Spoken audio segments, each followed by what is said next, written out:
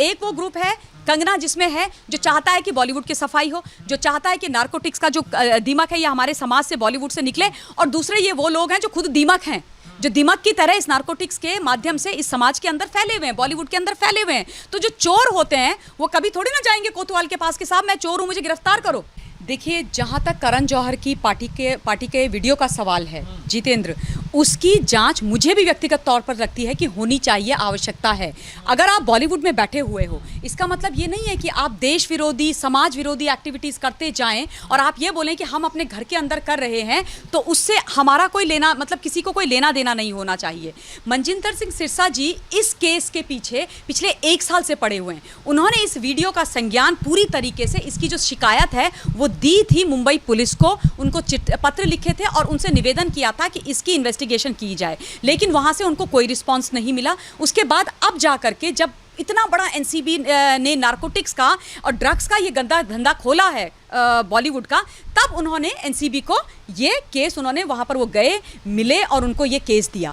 जहाँ तक बॉलीवुड के ये कहने का सवाल है कि आप राजनीति कर रहे हो, आज इनको राजनीति दिख रही है जब इनके काले चिट्ठे खुल रहे हैं, जब इनकी गंदी काली करतूतें सामने आ रही हैं, तब इनको राजनीति दिख रही है। सुशांत सिंह राजपूत की मृत्यु के टाइम पर इन्होंने क्या किया था? क्या तब इन्होंने राजनीति नहीं करी थी? तब क्या ये राजनीति से में इंडल्ज नहीं थे? क्या तब महाराष्ट्र की सरकार एक राजनीति के तहत ये सारे उस परिवार को बदनाम नहीं कर रही थी, सुशांत सिंह राजपूत को बदनाम नहीं कर रही थी? क्यों सीबीआई को वो केस नहीं दिया जा रहा था? क्यों सारा का सारा बॉलीवुड चुपचाप बैठा हुआ था? क्यों उन्होंने न्याय नहीं मांगा था? कैसे रिया चक्रवर्ती ने जाकर के सुप्रीम कोर्ट में ये बोल दिया कि इस केस का राजनीतिकरण किया जा रहा है? तो राजनीति की जो शुरुआत हुई है इन्होंने करी है, पहली बात। दूसरी बात, ये राजनीति या नॉन राजनीति की बात नहीं है। बॉलीवुड हिंदुस्तान का एक बहुत बड़ा, एक बड़ी इंडस्ट्री है, हिस्सा है, जिसमें तमाम भारत के लोग के बच्चे जो हैं वो जाकर के काम करते हैं और हम सारे टैक्स पेयर जो है उस इंडस्ट्री को इतना बड़ा रेवेन्यू देते हैं और इस नाते उनके पास इतना रेवेन्यू है। वो सामाजिक लोग हैं, उनका समाज के प्रति दायित्व है, उनका इस राष्ट्र के प्रति दायित्व है। उस दायित्व को वो इस बात से खारिज नहीं कर सकते कि हम जो गलतियां करते हैं उन पर आप कुछ मत बोलिए। ऐसा नहीं होता है। आप अपने घर के अंदर, चार दीवारी के अंदर अगर रेप पार्टी करेंगे, आप ड्रग्स की पार्टी करेंगे और उसके बाद आप उस वीडियो को बना करके पब्लिक डोमेन में जाएंगे जिसमें लोगों की नाक लाल दिखाई दे रही है, जिसमें साफ दिख रहा है कि वो सिरिंज छुपा रहे हैं, जिसमें सारे के सारे लोग नशे में लिप्त दिखाई दे रहे हैं, क्या ये मतलब आप ड्रग्स कर रहे हो जो बैन है, जो इलीगल चीज है, और आप चाहते हो कि इस विषय में बात ना की जाए? आप क्या मैसेज दे रहे हो इस समाज को? देखो क्या होता है कि जितने भी आपने उस वीडियो में जो लोग देखे, चाहे वो मलाइका अरोड़ा हो, अर्जुन कपूर हो, शाहिद कपूर हो, दीपिका पादुकोण हो, विकी कौशल हो, और ये अयान मुखर्जी है, जोया अख्तर है, ये सारे ए लिस्टर हैं, बॉलीवुड के ए लिस्टर एक्टर्स, डायरेक्टर्स हैं, प्रोड्यूसर्स हैं, बड़े नाम है, रसूखदार नाम है। इनको हिंदुस्तान का जो युवा है वो आइडियलाइज करता है, इनको फॉलो करता है, और जब आप वो ये देखेगा तो उसको लगेगा यही तरीका है। अगर बॉलीवुड में अपना नाम बनाना है, बॉलीवुड के सुनहरे पर्दे पर ऊपर जाना है, इन लोगों को खुश करके रखना है, इनकी पार्टीज में और इनके इस जिंदगी में जगह पानी है और इनके थ्रू काम पाना है, तो मुझे ड्रग्स और नारकोटिक्स में तो लिप्त होना ही पड़ेगा, क्योंकि यही कल्चर है, ये बड़ा ओ कूल कल्चर है। इसी कल्चर के चलते हुए ही ये लोग हमें स्वीकार करेंगे। तो आप ये शिक्षा दे रहे हो और उस नाते आप यूथ को बर्बाद कर रहे हो। तो आप क्या चाहते हो कि हम अपनी आंखें बंद करके, जानते बूझते आपको ये इलीगल एक्टिविटीज बॉलीवुड के अंदर करने दें? आपको हम ये करने दें कि आप हमारे यूथ को वहां पर खराब और बर्बाद कर दें और इस बारे में कुछ ना बोला जाए? क्यों ना बोला जाए? करण जौहर ऐसे कैसे बोल सकते हैं कि ये मेरा घर का मामला है, मैं इस पर कुछ नहीं बोलूंगा? वाह करण जौहर साहब, जब आप पिक्चरें बनाते हो और हाथ जोड़ के हमारे आगे आते हो कि मेरी पिक्चर देख के इसको सुपर डुपर हिट बना दो, तब वो आपका घर का मामला नहीं रहता है। तब हिंदुस्तान की जनता आपके लिए, मतलब तब तो वो आपके लिए माई बाप हो जाती है। लेकिन आज जब सच्चाई पूछी जा रही है तो आप रिडिक्यूल कर रहे हो, बोल रहे हो कि हम पॉलिटिक्स कर रहे हैं। हम अगर आपकी पिक्चर्स ना देखें तो काहे के आप हीरो हो भाई, और काहे का आपके पास रेवेन्यू है? कौन सा रेवेन्यू? तो मैं साधुवाद देती हूँ, और मैंने ये बात तमाम चैनल्स पे बोली है। जब सिरसा जी भी मेरे साथ डिबेट में बैठे थे, मैंने उनको बोला कि आपने बहुत अच्छा कदम उठाया है, एक इसकी जांच होनी चाहिए, इसका फॉरेंसिक करवाओ, उसके बाद इसको जांच कराओ, और अगर ये ड्रग्स की पार्टी थी और ये सारे लोग ड्रग्स ले रहे थे तो इन पर एक्शन होना चाहिए और इस बॉलीवुड की सफाई होनी चाहिए। मैम सवाल तो ये भी उठता है ना कि कंगना वाले पे आपको लग जाता है कि हाँ कंगना ड्रग्स लेती थी, जो वीडियो 7 साल पुराना है जिसमें कंगना ने नहीं बोला, ना वीडियो में कुछ दिख रहा है, एक बयान को आप संकेतिक लेकर आप जांच करते हैं। वही सिरसा जी अब शिकायत करते हैं महाराष्ट्र पुलिस को, उस पर जांच नहीं होती, अब एनसीबी उस पर संज्ञान लेती है। और बॉलीवुड तब नहीं बोलता जब कंगना के ऊपर वो सारी चीज़ें आती हैं, मगर बॉलीवुड तब बोलता है जब उनके ऊपर सारी चीज़ें आती हैं। मतलब क्या चल रहा है? ये इनका दोहरा चरित्र है। देखिए, कंगना रनौत के जिस वीडियो की ये बात कर रहे हैं वो बहुत पुराना वीडियो है। अध्ययन सुमन ने अभी ऑन रिकॉर्ड आके चैनल में बोल दिया है कि वो मेरा पास्ट था, मैं भूल चुका हूं, क्यों लोग इस बारे में बात कर रहे हैं, किस तरीके की बात कर रहे हैं। और उन्होंने मुंबई पुलिस को बाय द वे साफ बोला है कि मुझे मुंबई पुलिस कोई सम्मान ना भेजे और मुझे इस बारे में ड्रैग ना किया जाए और मेरे नाम को इसमें उछाला ना जाए। कंगना की गलती जो 16 साल पुरानी, मतलब 2016 की है, इतने साल पुरानी है, उस पर सारे बॉलीवुड वाले कह रहे हैं, वहां के गृह मंत्री बोल रहे हैं कि हम इसका संज्ञान लेंगे, जांच करेंगे।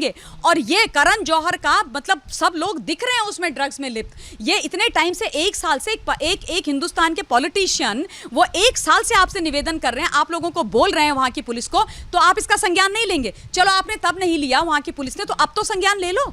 अब तो ये सारा काला चिट्ठा खुल के आ रहा है। जहां तक बॉलीवुड का सवाल है कि वो कंगना, देखिए कंगना क्या है ना, पानी में रह के मगरमच्छ से बैर ले रही है, ये बात मैं बार बार बोलती हूँ। कंगना इनका गंदा, घिनौना, काला जो चेहरा है, जो इस संदिग्ध अपराध है, ये इलीगल काम है, ये उसमें लिप्त है, उसका भांडाफोड़ कर रही है। वो इनकी सच्चाई बताने के लिए सामने आ रही है, तो उसके पीछे पड़ गया राशन पानी लेकर के, उसको बोल रहे हैं कि नहीं इसके वीडियो को चेक कराओ। और कौन बोल रहे हैं? वही लोग जिनका करण जौहर एंड गैंग, जिनका ये वीडियो निकल करके आया है। तो ये तो क्योंकि ये 2 ग्रुप हो गए। एक वो ग्रुप है कंगना जिसमें है जो चाहता है कि बॉलीवुड की सफाई हो, जो चाहता है कि नार्कोटिक्स का जो दीमक है ये हमारे समाज से, बॉलीवुड से निकले। और दूसरे ये वो लोग हैं जो खुद दीमक हैं, जो दिमाग की तरह इस नार्कोटिक्स के माध्यम से इस समाज के अंदर फैले हुए हैं, बॉलीवुड के अंदर फैले हुए हैं। तो जो चोर होते हैं वो कभी थोड़ी ना जाएंगे कोतवाल के पास कि साहब मैं चोर हूं, मुझे गिरफ्तार करो, नहीं जाएंगे ना। वो तो बोलेंगे नहीं साहब मैं तो बड़ा पाक साफ हूं, आप इसको गिरफ्तार करो। तो यही कहानी चल रही है अभी। ये तो जो चोर हैं ये बन गया कोतवाल के दोस्त, और जा करके जो बेचारा जो सच्चा सज्जन आदमी है उसको बोल रहे हैं कि साहब इसको पकड़ो, ये चोर है। तो ये पर गलती इनकी ये है, ये सोच रहे हैं कि ये जो चोर कोतवाल का खेल ये आपस में कर रहे हैं और वहां पर सरकार उसका संरक्षण कर रही है, उसमें ये एक चीज भूल रहे हैं कि इनकी जो जज है ना वो जनता है, और वो जो है ना ऊपर से सब कुछ देख रही है और इनको इतने फटके मारेगी ना और मार रही है कि ये जिंदगी भर याद रखेंगे। तो ये गंदा चेहरा जो इनका है और कंगना के पीछे ये पड़े हुए हैं। आप मुझे ये बताइए, ये आज बात करते हैं, जया बच्चन जी की आपने कहानी सुनी होगी, पार्लियामेंट में जा करके जया जी ने बहुत बड़ा भाषण दिया, रोर किया उन्होंने, दहाड़ी वो एक शेरनी की तरह।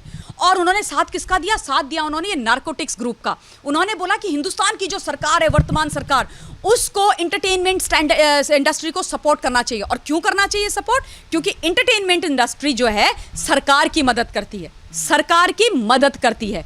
और क्या करती है? जब नेशनल कैलामिटी आती है तो हम ये जो है चंदा देते हैं, ये पैसे देते हैं। और तीसरी उन्होंने बड़ी एक बात बोली कि हम जो है अंतर्राष्ट्रीय स्तर पर नाम कमाते हैं देश के लिए। अब मैं आदरणीय जया बच्चन जी जो बहुत रसूखदार परिवार से आती हैं, बहुत बड़ी समाजवादी पार्टी की नेता हैं, लॉ मेकर हैं हिंदुस्तान की, बच्चन परिवार मतलब सबसे बड़ा बॉलीवुड का परिवार, भीष्म पितामह बच्चन जी, उनकी धर्म पत्नी, वो इतनी बड़ी बड़ी बात कर रही हैं तो उनको लगा कि लोग सुनेंगे। लेकिन जया जी आपने इस बार जो किया है ना बहुत गलत किया है। आपने दोनों पक्षों से अपनी क्रेडिबिलिटी खो दी है। पहली बात जो आपने बोली कि आप लोग सरकार की मदद करते हो, आप लोग कैसे सरकार की मदद करते हो जरा आप मुझे समझाइए ना। मेरा निवेदन है आपसे, बॉलीवुड सरकार की क्या मदद करता है? कौन सी सरकार की बॉलीवुड ने मदद करी है? आप ये बताइए मुझे।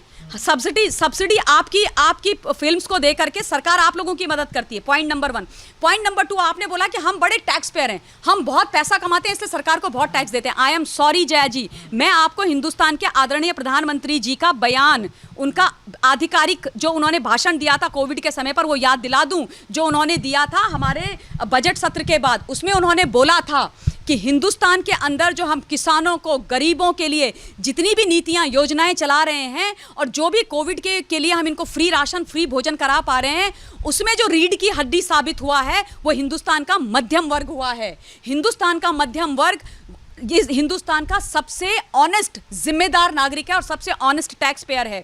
ये लोग जब टैक्स भरते हैं उसके बाद जो होता है हम वो काम कर पाते हैं जो नीतियां हम चलाना चाहते हैं। उन्होंने ये बात करी है तो आप ये गलतफहमी में मत रहिए और आप ये जो है ना ये क्रेडिट आप लीजिए मत कि आप करते हैं, आप कुछ नहीं करते हैं। सॉरी, आप लोग अगर जिम्मेदारी से पूरा टैक्स भर देना वही बहुत बड़ी बात है। जितना पैसा उतनी टैक्स की चोरी, और ये बात मैं बोल रही हूं जया जी, मुझे कोई कोताही नहीं है उसको बोलने में। दूसरी बात आपने जो बोली, आपने बोला कि नेशनल कैलामिटी में आप कौन सा काम करते हो। और दूसरी बात आप ये भी भूल जाते हो ना कि हिंदुस्तान की जो जनता है, टैक्स पेयर बेचारे, वो अगर अपना पैसा लगा के आपकी पिक्चर ना देखें तो आपकी तिजोरियां कैसे भरेंगी?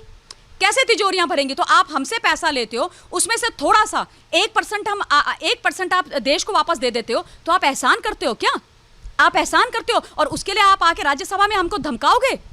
आप बोलोगे कि हमको आपके जो काले धंधे हैं, आपकी जो काली करतूतें हैं, उनको नजरअंदाज कर देना चाहिए, उन पे कोई कानूनी कार्रवाई नहीं करनी चाहिए, उनके बारे में कुछ बोलना नहीं चाहिए, क्योंकि आप जो है 1% से भी कम एक्चुअली वो पैसा समाज को देते हो। तीसरी बात इन्होंने बोली कि ये जो है इंटरनेशनल फेम लेकर के आते हैं, और ये बात मैंने पहले भी बोली है। कौन सी इंटरनेशनल फेम आज तक आप लेके आए? कौन सा स्वर्ण पदक, आपने रजत पदक और कांस्य पदक हिंदुस्तान के लिए जीता है? किसने जीता है भाई? आप दिखा दीजिए ना, कौन सी शील्ड लेकर के आप आ गए हिंदुस्तान के लिए? आप लेकर के आए हो इंटरनेशनल फेम के नाम पर, आप पाकिस्तानी एक्टर और सिंगर्स को आपने स्टैब्लिश किया है इस बॉलीवुड इंडस्ट्री के अंदर। और जया जी, हिंदुस्तान के अंदर हमारा युवा सबसे टैलेंटेड है। जितना टैलेंट चाहे सिंगिंग में हो, डांसिंग में हो, एक्टिंग में हो और क्रिएटिविटी में हो, वो हिंदुस्तान के यूथ में है ना, उतना विश्व के अंदर कहीं नहीं है।